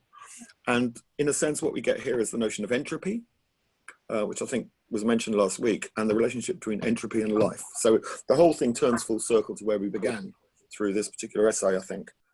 The end of the universe, the end of the solar system. We started talking about that, but is it in any way worth orienting ourselves as a species in relation to this? Or is it just something we just cannot cope with, as Karen seemed to suggest, do you think? If we're going to survive this particular phase of ecological catastrophe and so on, I mean, working on the assumption we do. Karen? Yeah, it was Maria that I believe that said that we can't cope. My argument would be that it positions us in a place that is quite ecologically useful, in that it reduces us to a mere speck, which means that we don't consider ourselves to be all important. So that has an ecological impact. But also as a mere speck, we are one of many specks. And that again positions us in a less anthropocentric way, doesn't it? So I think there's various implications that could be argued to be accidentally useful to the greater world if humanity psychologically shrinks itself. There is that. I mean, there's also, and along with that, this is the whole kind of the shrinkage of the anthropocentric worldview. You know, I mentioned, I think last week or the week before, that there was this process whereby we were decentered as a species. Initially by Copernicus, who decentered the Earth from the universe and said, no, we're actually going around the sun. Through Kant, who decentered consciousness. Freud, who decentered it even more. And Nietzsche. These various figures, they make us less and less important. Our sense of our significance declines. So the question of looking out into space and feeling positive about our species becomes a very big issue. And this is particularly true when you start to get into cosmology. And this is where the paradox starts to appear, arguably the paradox, because there is an argument amongst physicists, the anthropic principle. Have we come across that before, any of you? And this is the peculiarity of contingency, that maybe this is one universe amongst a multitude of universes we just don't know at this stage. But nonetheless, this particular universe that we're in seems to have certain kinds of physical and mathematical laws that enable us to be here, to observe it. You know, if the Earth had been a few hundred miles further away from the sun at a certain point or nearer, we would never have appeared. If the moon hadn't appeared, you know, 3 billion years ago when some small planetoid crashed into our planet and created this thing, we wouldn't be here. If the moon hadn't been going around the planet at a certain phase, there wouldn't have been enough light or heat to enable life to emerge. There are a whole series of little contingencies which had to happen to allow us to be. This is also the same with physical laws. If the numbers affecting the breakdown of an atomic nucleus were slightly different, there would be no possibility of matter. There would be no matter in the universe. If there was no matter, we couldn't be, you know? Again and again, physicists come up with the contingency of all these things. Why are there only... Would the philosopher not want to sort of ask, what of it? that's one way. That would be possibly a nihilistic approach, even. Maybe. Well, what of it? Yeah. Well, I mean, the what of it in this case is because in the investigations into quantum theory in particular, as we touched on, there doesn't seem to be any doubt at all that the results of a quantum experiment and a fluctuation are dependent on the consciousness observing it. Our consciousness seems to be intimately related to the reality and existence of matter itself. This is the big question now for physicists and philosophers who are concerned with this area of philosophy. We seem to be, our consciousness does seem to be significant after all. It's almost like we're being recentered in a curious kind of way, becoming central to the existence of the universe itself. There is an argument, a very long, complex one involving lots of maths, that without human consciousness, or consciousness, the universe as it is wouldn't exist. They're completely codependent, according to the strong anthropic principle. Right, so this starts to get us into very, very strange areas. You know, it's almost like the universe needs us. And if that's the case, then we have to rethink everything. We're not as insignificant as we thought we were. In which case, where do we go with that? Or the universe as we understand it doesn't really exist and all of this is a projection and nothing needs us at all. We're just, you know, dancing around our own minds. Well, this is where you get into the multiverse idea. There are basically, according to Max Tegmark, if you ever want to read up this stuff, there are 4 levels of multiversal theory. The idea of the multiverse and the many worlds interpretation of quantum mechanics are connected. This is the notion that the universe isn't actually everything at all. There are other universes, either parallel to us or beyond us. You know, does space end? Age-old philosophical question. You know, Epicurus claimed not. Epicurus claimed that space was infinite and went on forever. And there would be other planets, other solar systems, other universes, other stars, and other humans, other consciousnesses out there. Many thought otherwise because of the imposition of Christian views of the universe, which is far more God-centered. But is that, I mean, how do you feel about that? Is space infinite or not? Does it matter to you?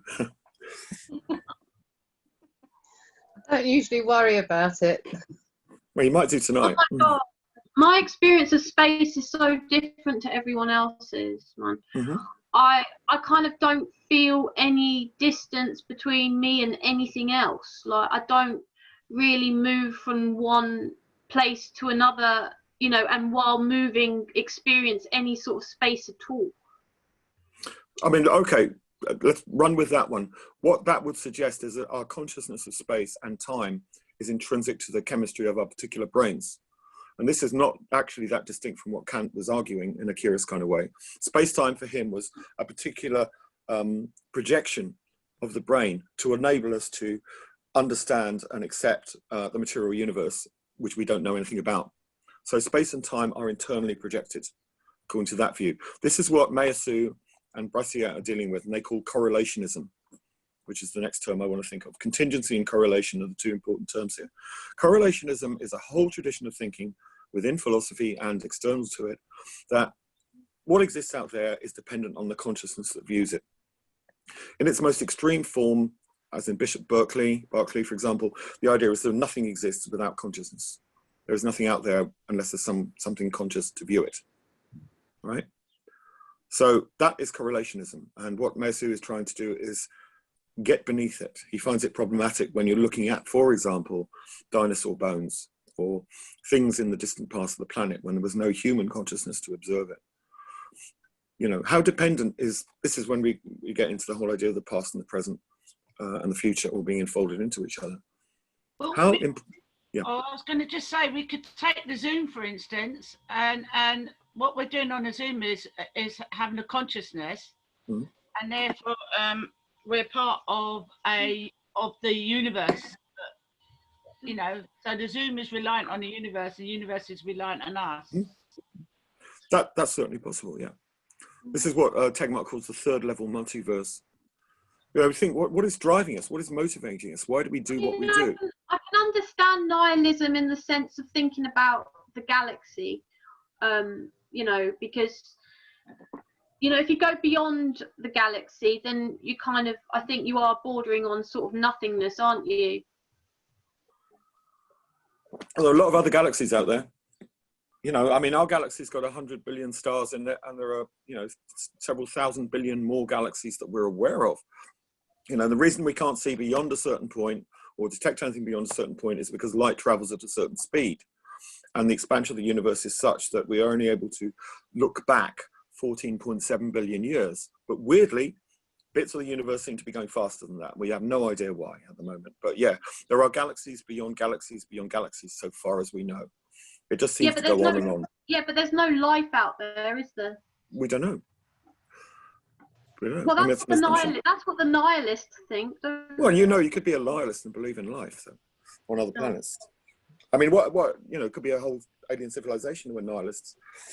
What about the idea that we can reach out just with our mind? I mean, we might even, I mean, we discussed last year about projection, like mind projection or astral projection. Astral projection. Well, I mean, you know, the ideas of astral projection are based on the idea that there's some sort of parallel universe that we can travel in. But in a way, that's the thing that Nietzsche wants to deny, the idea that there were these other spaces, you know, but maybe. But didn't that kind of thinking lead to people finding out, you know, who got interested in Nietzsche, about occult type symbols and got into that thinking? It does. It lends itself to occultism, and occultism is arguably a form of wish fulfillment. This is Freud's view of it. Occultism is really about wanting to get things without having to do any causal relation work with it. So, you know, there's a direct relationship between your will and the result in some form. That's magical thinking. So astral projection is one. So, you know, you want to travel to Tokyo, but, you know, there's no planes and there's COVID around, so you travel astrally. Well, that's an easy way to get there. We could have astral seminars, I guess. Yeah, but maybe that's what that Zoom is. You know, maybe what we're doing is actually creating an astral universe. This is the pre-level for it. This is another, you know, related idea that notions like God, heaven, astral planes, and so on. You know, these are human creations. Human beings have come up with these ideas. But the weird thing about humans is we're actually in the process of creating them. You know, God may not exist, but will, because we'll create God in due course. Astral plane doesn't exist, but maybe it will because we'll create it. And maybe virtual reality is the astral plane. You know, at a time in the future when virtual reality becomes physical, when you can feel, when it's like the holodeck in Star Trek and you can't really tell the difference between the reality and the virtual, then we have created that thing that occultists dreamed of for generations. So human beings seem to be directed towards some kind of idea of progress, even though the idea of progress is a very problematic one. There is something happening, we're doing something. Can I ask on the subject hang on, Helen. Karen. On the subject of progress, I'm sat here thinking quantum physics, relatively speaking, has only just started to get going. It is offering paradigm shift upon paradigm shift. So my thought experiment now is, why are we continuing to philosophize? Why are we not waiting 50 to 100 years to actually find out a little bit more about consciousness and life, and then refer back to philosophy or not? Recreate a new set of thoughts about this. Well, it's because philosophers can't leave this stuff alone. You know, new discoveries in neuroscience are exciting for philosophers. You know, so it's value creation then. Partly. Okay. You have to scratch. But one thing I want to kind of winding down towards the end is talking about entropy, because this is directly related to that. The heat death of the universe, the second law of thermodynamics. This was the idea, when I talked about absolute zero earlier, this is when all atoms stop vibrating, moving. Atoms, like string, all these things are theoretical entities. You know, they don't exist in the way that, you know, the breakfast you had exists, according to this thinking. They are mathematical entities. Our universe is fundamentally mathematical. But atoms vibrate within this mathematical system. And the faster they vibrate, the hotter it gets, the more energy is produced. And when they're vibrating at extraordinary rates, they create stars and even create the universe itself. But over time, everything gets more disordered and slower. Heat and vibration creates order as well as energy. The less you have, the less order you have, the less heat you have, the colder it gets. Now, everything is tending towards absolute zero, absolute disorder, or very near absolute zero anyway. This is the way all matter moves. This is the way heat and energy work, right? The example that's often used is, for example, if you run a bath and it's full of hot water, you add cold, eventually they'll equalize the temperature. You leave it long enough, it'll get colder and come to room temperature.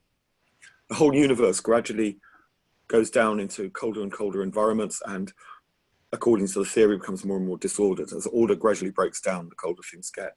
Now, when Kelvin, who was a British, Lord Kelvin was a British physicist in the 19th century, came up with this idea, the second law of thermodynamics was applied specifically to liquids initially, like putting milk in your tea and stuff like that. But in fact, it extends into every aspect of the universe.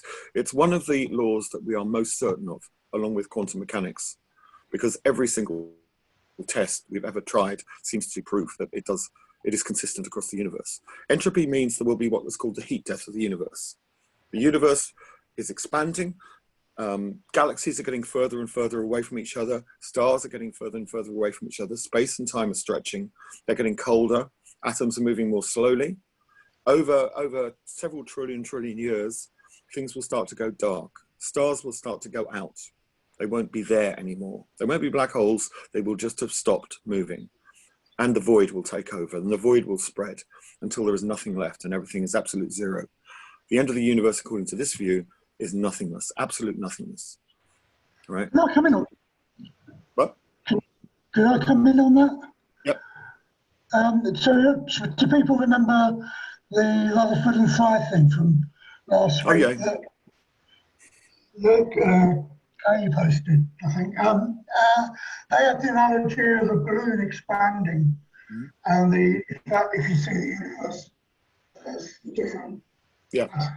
Well, there is a view, like, you know, the symbol of infinity is like the idea that the universe kind of disappears and then another Big Bang occurs. I mean, that's a conjecture. We don't know that, but that may be possible. But another one I just want to leave you thinking about is the omega point, the idea of the omega point, which was initially put forward by a Catholic philosopher called Teilhard de Chardin. And this is the idea that there is an end to the universe, okay, which is the omega point. It's the end in which everything is resurrected for all eternity. It's a very Christian vision. But it was taken up by a physicist called Frank Tipler, who was also a Christian, a cosmologist, who actually worked it out mathematically that there is such a thing as the omega point.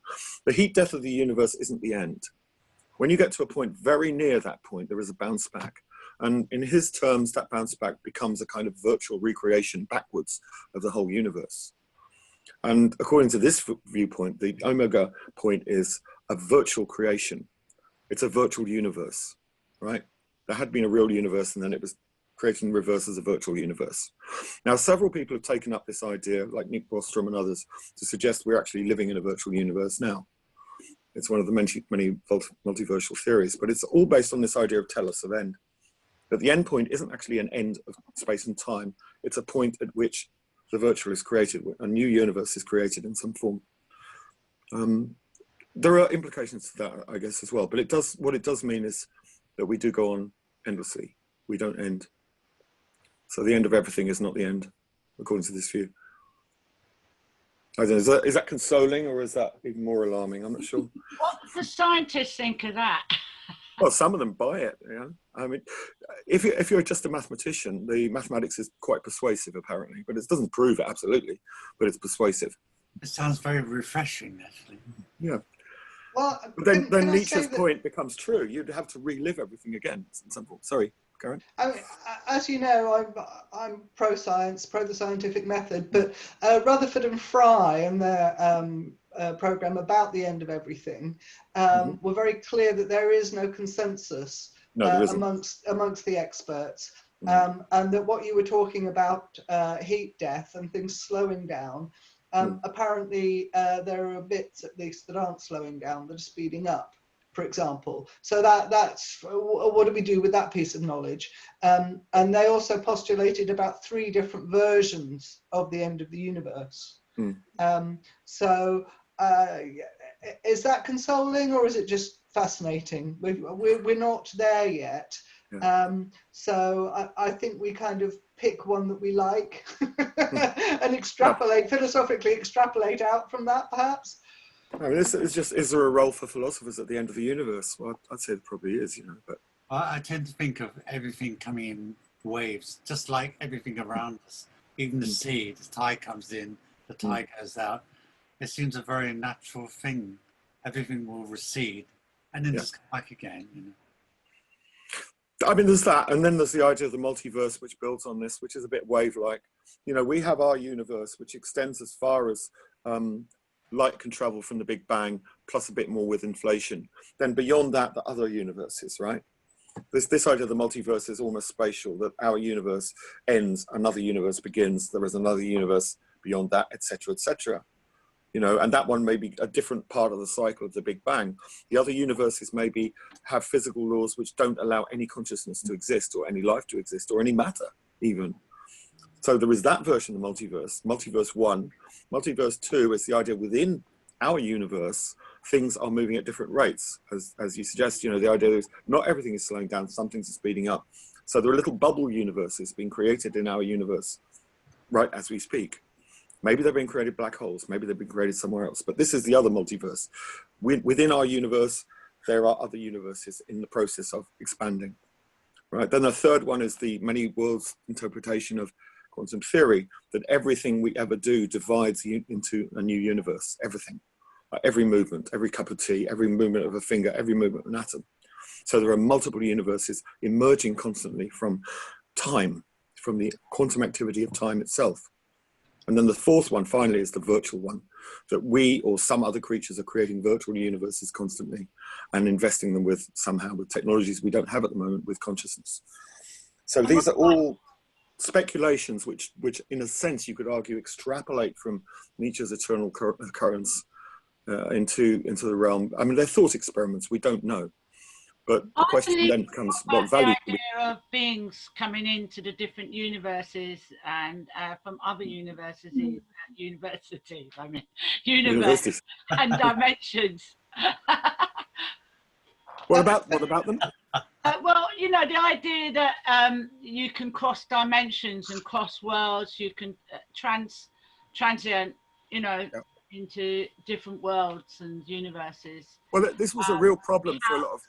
Yeah, I mean, there must be a scientific view, there must be a philosophical view, there are many. Might not be, but no, there are many speculations. But this is a big deal for Catholic theologians.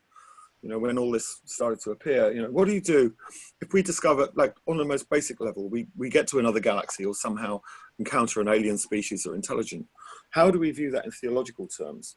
You know, as I mean, if God created us specifically to rule over the earth and had the whole Adam and Eve thing going, how do we incorporate aliens into that viewpoint? Kant plays around with this. He considers this stuff.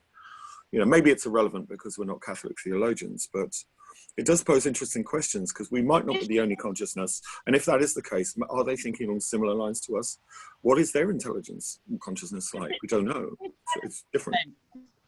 Well, I remember doing another course to do with, I can't remember all the names of everything, but it was to do with how one world would see water. It's to do with the brain in the cave, Jobby, and right. But how one species would see water and how another one, and how we as humans would see water as well, and the concept behind that. Right. It would be very interesting. It would, yeah. This is good. These are all thought experiments, like a lot of philosophy, you know, what if experiments, but they're really important. Well, they are if you're philosophically inclined anyway. So anyway, on that note, like getting to the end of everything, we're coming to the end of the course. So I was just thinking about, like, just to get some feedback, how many people would be interested in the philosophy and literature module? That's got a few. How many people would be interested in a Nietzsche module? There's a few of you too. Okay, right, all right. Good, okay, well, I'll mull over this and put up possibilities. Can I ask, when you say literature, do you mean just literature or art as well? Well, I've mulled over this. I think philosophy and art would need its own module, really. I don't think you could do everything. Like philosophy and film is another possibility as well. So this would be, you know, literary texts, basically, the first one. The other one is Eastern philosophy as opposed to Western philosophy. Yeah. And that was reminded by Ros sitting there, because I know she's got her philosophy as well. So it would be. Well, I mean, there are people who are specialists in this, and I'm not one of them. But you know, I mean, I've dipped into it, but I'm no specialist in Taoism. And you know, there are. I mean, I think it'd be great if we could get someone who was a specialist in non-Western philosophies. I agree. Yeah. There was talk of sci-fi as a sort of an offshoot of the literature thing. Douglas Adams, can we have a whole module on the philosophy of Douglas Adams? Really, I mean, he encapsulates so much of what we've talked about in this course and others. And of course, he's very accessible and fun. And looking at Douglas Adams wouldn't exclude Nietzsche and all of these other people. No. Quite the opposite. Yeah, he has a restaurant at the end of the universe, doesn't he? Well, yeah, lift the universe and the end of everything, as I said on River. You know, it's all in there. So that I would punt for that personally, because I like him a lot. I mean, yeah, the person who first taught me Kant just used Douglas Adams to teach Kant, and was you know, convinced that Adams must have read Kant. But I see there was a good point there. I think Adams was very well versed in this stuff. Yeah, that's a really good idea. Yeah. I know some people might not want, just want Douglas Adams, but I remember a couple of years ago when I was listening to philosophy with you guys and reading the Philip Pullman books and thinking that he took so much from what you guys were talking about. And that goes into multi-dimensional worlds or universes or whatever. Well, I mean, these are all examples about how religion was oppressing free thinking and stuff like that as well. Yeah. Well, philosophy and religion is another. And Pullman is really concerned with that because he's quite anti-Christian, and I mean, he's quite interested in Gnosticism. I mean, you're right. This is the point. Literary texts can often be really enriching philosophically as well, if you select the right ones. I'm going to have to think about what's viable because, you know, I can't really expect everyone to read big long books all the time, but there are sections that, and some people will, obviously. Which are definitely worth reading. Augustine's Confessions, I thought, was a really good starting point because Augustine was the founder of so many things, and he actually writes in quite an engaging way. You know, the story of his life, how he wrestled with his own sexuality and he wrestled with demons and Gnostics and all that. It's quite fun. So, I mean, that's one option anyway. Yeah, but we got so many different branches. This is like the multiverse itself, isn't it? So many ways we could go. I mean, even if you did something like philosophy and science fiction, that would give you about 20 different possible modules. Yeah. So I'm thinking the first one I would restrict to confession and desire, those two things. So they're about the autobiographical in literature, first person wrestling with big questions. And Augustine to start, and then Maggie Nelson to finish, because she's a very interesting writer and she's writing about trans issues and concepts of gender identity, but she's into Wittgenstein, so she's quite philosophically informed. So that's a plan. Another one I thought maybe metamorphosis, changing, shape-shifting, all that stuff. And then maybe something like many worlds. That's another possibility, isn't it? I think that Maria's statement today, machines that process time. I like that. It's a whole module in itself. That's a really nice. Yeah, it's really nice. That. Yeah, for sure. If I use it, I'll name you Maria. Yeah. It's a great idea. I've drawn a picture, but I'm going to make that into an art thing as well. Maybe that's what we are. We're machines that process time. What a brilliant idea. Time is 2 o'clock, so we're going to conclude. Or is it time processes machines? Ooh, that's for later. All right, well, thank you very much, guys. It's been a lot of fun, and hopefully I'll actually see you at some point. Thanks, Charlie. Thank you very much, Charlie. I'll leave this on so you can chat and stuff like that, yeah? Thank you. Bye. Bye. Thank you, everyone. Thank you. Thank you, all of you. It's been very, very nice talking to you guys and not just talking to my cat. So I very much appreciate all of your input. Oh, bless you, Karen. Yeah. I'm glad that we've taken the place of your cat, or not taken the place, but alongside your cat. Very much alongside. He's the boss. Anyway, on that note, I will see you on the next course, I'm sure. It's been an absolute delight. Thank you, all of you, for your input and all the stuff that you put on River, Dan, and all of that good stuff. Thank you, all of you. Take care, Maria. Thank you. Bye. Bye. And Daniel, Roz. Thank you. Helen, Bye. See ya. See you, Marianne. So we're being recorded, just to let you know. Oh, that's right. Yeah. Thank you. Neil as well. Yeah. Rose, I hope you will consider